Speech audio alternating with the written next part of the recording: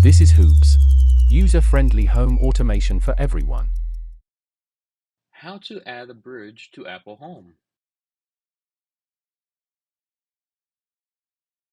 From the dashboard, we're going to click Bridges.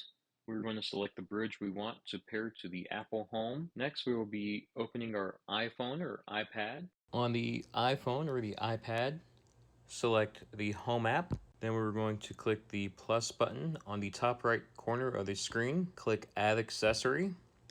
Next, we'll be scanning the QR code from HOOBS. Click Add to Home.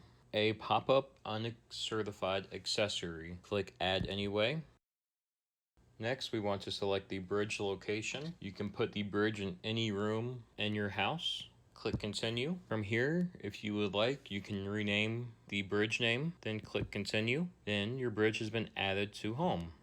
It is going to walk you through all the accessories that are attached to that bridge. Thank you for using HOOBS, user-friendly home automation for everyone.